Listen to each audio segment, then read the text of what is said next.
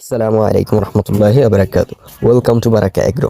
আলহামদুলিল্লাহ, হাঁসের ডিম থেকে বাচ্চা ফুটেছে এবং নতুন আরও কিছু ডিম ইনকিউবেটরে বসিয়ে দিলাম। তো আমরা শুরুতেই ডিম আনার জন্য অন্য আরেক এলাকায় চলে গেলাম, কেননা আমাদের এলাকায় মুরগির বীজ ডিম খুঁজে পাওয়া খুবই কষ্টসাধ্য।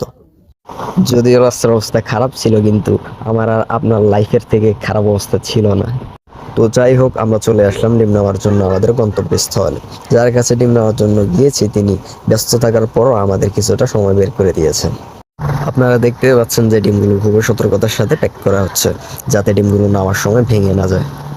আপনারা যদি এই ডিম কোথাও আনা নেওয়া করে থাকেন, বিশেষ করে বীজ ডিম, তাহলে এই পদ্ধতিটি ফলো করতে পারেন। কেননা ডিম ফাটা বা ভাঙা হলে ডিমের ভিতরে বীজ থাকার পরও বাচ্চা না হওয়ার বা না ফোটার সম্ভাবনা থেকে যায়।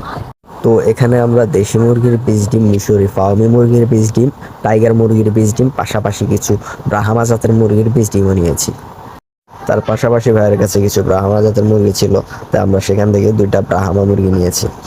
এই মুরগিগুলো তিনি আমাদের একটি বক্সের মধ্যে দিচ্ছিলেন এবং ভালো করে চেক করে দিচ্ছিলেন যে কোনো সমস্যা আছে কিনা। ওই জায়গা থেকে ডিম আনার পরও আমাদের পর্যাপ্ত পরিমাণ ডিম হয়নি, তাই আমরা আরও 30 পিসের মতো ডিম সংগ্রহ করি। এরপর রীতিমতোই আমরা ডিমগুলো পরিষ্কার কাপড় দিয়ে ভালো করে মুছে নিচ্ছিলাম, যাতে ডিমের উপরের ভাগে কোনো জীবাণু না থাকে।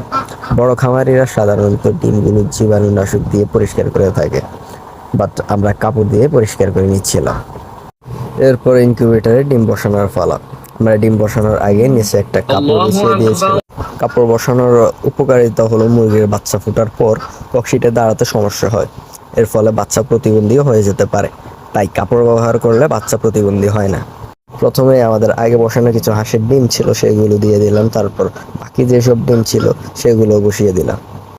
ডিম বসানোর কিছুদিন পর আমরা ডিমের মধ্যে বাচ্চা হয়েছে কিনা ক্যান্ডেলিং এর মাধ্যমে পরীক্ষা করি। আমাদের সবসময় একটা কমন প্রবলেম ফেস করতে হয়, ইনকিউবেটর বসানো অধিকাংশ ডিমের মধ্যেই বীজ না থাকার কারণে। আমাদের আরও কিছুদিন আগে বসানো হাঁসের ডিমগুলো থেকে বাচ্চা ডিম ক্র্যাক করতে শুরু করে। আলহামদুলিল্লাহ, পরবর্তী দিনে আমাদের বসানো হাঁসের ডিমগুলো থেকে বাচ্চা ফুটে বের হয়। পরবর্তীতে আমাদের বাকি মুরগির ডিমগুলো ক্যান্ডেলিং এর পর হ্যাচিংয়ে বসিয়ে দিই।